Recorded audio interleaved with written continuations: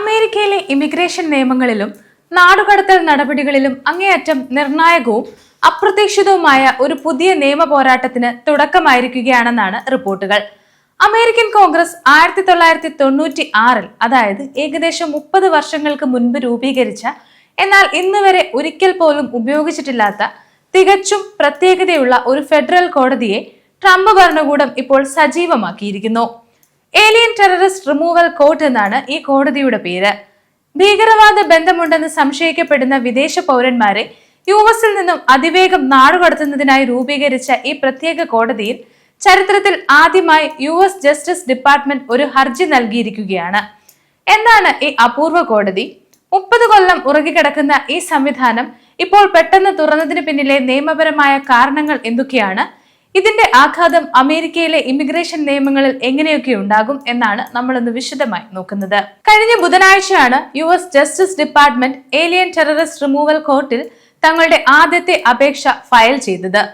Code watch എന്ന വാർത്താ പോർട്ടലാണ് ഈ അപൂർവ സംഭവം ആദ്യം പുറത്തുവിട്ടത്. പക്ഷേ ഈ ഫയലിന്റെ ഒരു പ്രത്യേകത എന്തെന്നാൽ ഇത് വെറും ഒരു പേജ് മാത്രമുള്ള രേഖയാണ്. ആർക്കെതിരെയാണ് ഈ നടപടി? വ്യക്തിയുടെ പേരോ രാജ്യമോ എന്താണ്, അല്ലെങ്കിൽ ഏത് തരത്തിലുള്ള ഭീകരവാദ നിയമപ്രകാരമാണ് ഇയാൾക്കെതിരെ നടപടിയെടുത്തത് എന്നതൊന്നും ജസ്റ്റിസ് ഡിപ്പാർട്ട്മെന്റ് പരസ്യമാക്കിയിട്ടില്ല. ഈ കേസിലെ വാദം കേൾക്കൽ ചീഫ് ജഡ്ജ് ജോവൽ എൻ എറിക്സന്റെ മുൻപാകെ നടന്നു. എന്നാൽ തുടക്കത്തിൽ സർക്കാരിന്റെ ഭാഗത്തു നിന്നുണ്ടായ വാദങ്ങളിൽ നിയമപരമായ വ്യക്തത പോരാ എന്ന് കോടതി വിലയിരുത്തി. സർക്കാരിന്റെ ആരോപണങ്ങളും അവർ ചുമത്തിയ നിയമവും തമ്മിൽ കൃത്യമായ ബന്ധമുണ്ടോ എന്ന് ജഡ്ജ് സംശയം പ്രകടിപ്പിക്കുകയും കൂടുതൽ വ്യക്തമായ തെളിവുകളും ശക്തമായ നിയമ വിശദീകരണവും നൽകാൻ ജസ്റ്റിസ് ഡിപ്പാർട്ട്മെന്റിന് നിർദ്ദേശം നൽകുകയും ചെയ്തിട്ടുണ്ട്. ഇനി എന്താണ് ഏലിയൻ ടെററിസ്റ്റ് റിമൂവൽ കോർട്ട് അഥവാ ATRC എന്ന് നോക്കാം. 1996-ൽ ബിൽ ക്ലിന്റൺ യുഎസ് പ്രസിഡന്റ് ആയിരുന്ന കാലത്താണ് അമേരിക്കൻ കോൺഗ്രസ് 5 ഫെഡറൽ ജഡ്ജിമാർ അടങ്ങുന്ന ഈ പ്രത്യേക കോടതി സ്ഥാപിക്കുന്നത്. സാധാരണ ഇമിഗ്രേഷൻ കോടതികളിൽ രഹസ്യ വിവരങ്ങളോ ഇന്റലിജൻസ് തെളിവുകളോ ഹാജരാക്കുമ്പോൾ അത് പുറത്തു പോകാനും അമേരിക്കയുടെ ദേശീയ സുരക്ഷയെ പ്രതികൂലമായി ബാധിക്കാനും സാധ്യതയുണ്ട്. എന്നാൽ രഹസ്യാന്വേഷണ ഏജൻസിയുടെ സുപ്രധാന തെളിവുകൾ ചോർന്നു പോകാതെ തന്നെ ഭീകരവാദികൾ എന്ന് സംശയിക്കുന്ന വിദേശികളെ വേഗത്തിൽ നാടുകടത്തുക എന്ന ലക്ഷ്യത്തോടെയാണ് ATRC സൃഷ്ടിച്ചത്. ഈ കോടതിയുടെ പ്രവർത്തന രീതി തികച്ചും വ്യത്യസ്തമാണ്. എങ്ങനെയാണ് പ്രവർത്തന രീതി എന്ന് നോക്കാം. ഒന്നാം ഘട്ടം രഹസ്യ പരിശോധനയാണ്. ജസ്റ്റിസ് ഡിപ്പാർട്ട്മെന്റ് നൽകുന്ന രഹസ്യ തെളിവുകൾ ജഡ്ജി മാത്രമായി അടച്ചിട്ട മുറിയിൽ പരിശോധിക്കും. കേസ് മുന്നോട്ട് കൊണ്ടുപോകാൻ തക്ക തെളിവുകൾ ഉണ്ടെന്ന് ജഡ്ജിക്ക് ബോധ്യപ്പെട്ടാൽ മാത്രമേ അടുത്ത ഘട്ടത്തിലേക്ക് കടക്കൂ. ഇനി രണ്ടാം ഘട്ടം പൊതുവിചാരണയാണ്. ഇവിടെ സർക്കാരിന് ആ വ്യക്തി ഒരു വിദേശ ഭീകരൻ, അതായത് ഏലിയൻ ടെററിസ്റ്റ് ആണെന്നുള്ളത് സത്യമാണെന്ന് തെളിയിക്കേണ്ടിയിരിക്കുന്നു. ഏറ്റവും ശ്രദ്ധേയമായ കാര്യം, ഈ കേസിൽ പ്രതിരോധത്തിലാകുന്ന വ്യക്തിക്കോ പൊതുജനങ്ങൾക്കോ അവർക്കെതിരെയുള്ള രഹസ്യ തെളിവുകൾ കാണാൻ അനുവാദമില്ല. പകരം രഹസ്യമല്ലാത്ത ഒരു ചെറിയ സംഗ്രഹം മാത്രമേ നൽകൂ. സാധാരണ ഫെഡറൽ കോടതികളിലെ തെളിവെടുപ്പ് നിയമങ്ങൾ ഈ കോടതിയിൽ ബാധകമല്ല എന്നതും ഇതിന്റെ പ്രത്യേകതയാണ്. എന്തുകൊണ്ട് 30 വർഷമായി ഈ കോടതി ഉപയോഗിക്കാതെ കിടക്കുന്നു? നമുക്ക് നോക്കാം.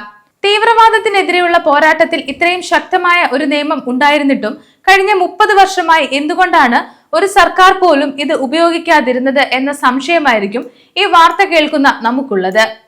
9/11 കമ്മീഷന്റെ റിപ്പോർട്ട് അനുസരിച്ച് 2000-ഓടെ തന്നെ ജസ്റ്റിസ് ഡിപ്പാർട്ട്മെന്റ് ഈ കോടതി ഉപയോഗിക്കാനായി 100ഓളം കേസുകൾ പരിശോധിച്ചിരുന്നു. എന്നാൽ അക്കാലത്ത് ഉദ്യോഗസ്ഥർ കണ്ടെത്തിയത് ഇത്തരം ആളുകളെ നാടുകടത്താൻ അമേരിക്കയിലെ സാധാരണ ഇമിഗ്രേഷൻ നിയമങ്ങൾ തന്നെ ധാരാളമാണ് എന്നാണ്. അതിനായി ഇത്രയും കടുത്ത നിയമ നടപടികളിലേക്ക് പോകേണ്ടതില്ല എന്ന നിഗമനത്തിലാണ് ഈ കോടതിയെ ഇത്രയും കാലം മാറ്റിവെച്ചത്. ട്രംപിന്റെ പുതിയ നിലപാടും ഇമിഗ്രേഷൻ നയങ്ങളും എന്തൊക്കെയാണെന്ന് നോക്കാം.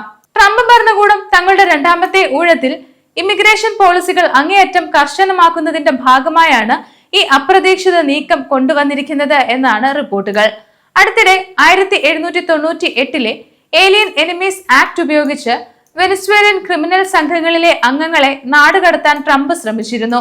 എന്നാൽ ആ നീക്കത്തെ അമേരിക്കൻ സുപ്രീം കോടതി തടയുകയും ആരോപണ വിധേയർക്ക് തങ്ങളുടെ ഭാഗം വിശദീകരിക്കാൻ അവസരം നൽകണമെന്ന് ഉത്തരവിടുകയും ചെയ്തു. ഇതിനെ തുടർന്ന് കൂടുതൽ നിയമപരമായ പിന്തുണയോടെ അതിവേഗ നാടുകടത്തൽ സാധ്യമാക്കാനാണ് ട്രംപ് ഭരണകൂടം ഈ പഴയ ഭീകരവിരുദ്ധ കോടതിയെ ഇപ്പോൾ വീണ്ടും ഉണർത്തിയിരിക്കുന്നത്. ഇനി ഇതൊരു കൂട്ട നാടുകടത്തലിന് കാരണമാകുമോ എന്ന് ചോദിച്ചാൽ നിയമവിദഗ്ധർ പറയുന്നത് ഇല്ല എന്നാണ്. കാരണം ഈ കോടതി വഴി ഒരാളെ നാട് കടത്തണമെങ്കിൽ US ജസ്റ്റിസ് ഡിപ്പാർട്ട്മെന്റിലെ ഉന്നത ഉദ്യോഗസ്ഥരുടെ പ്രത്യേക അനുമതി, ഫെഡറൽ ജഡ്ജിമാരുടെ പരിശോധന, വിചാരണ എന്നിവ നിർബന്ധമാണ്.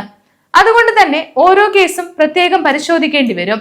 എങ്കിലും 3 പതിറ്റാണ്ടുകളായി ഉറങ്ങിക്കിടക്കുന്ന ഒരു നിയമ സംവിധാനം പുറത്തെടുത്തതിലൂടെ ദേശീയ സുരക്ഷയ്ക്കും അനധികൃത കുടിയേറ്റത്തിനുമെതിരെ കടുത്ത നടപടികളുമായി മുന്നോട്ടു പോകുമെന്ന ശക്തമായ സന്ദേശമാണ് ട്രംപ് ഭരണകൂടം നൽകുന്നത്.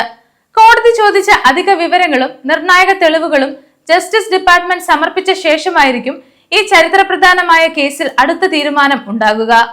ലോകമെമ്പാടുമുള്ള ഇമിഗ്രേഷൻ നിരീക്ഷകർ അങ്ങേയറ്റം ജാഗ്രതയോടെയാണ് ഈ കേസിനെ നോക്കിക്കാണുന്നത്.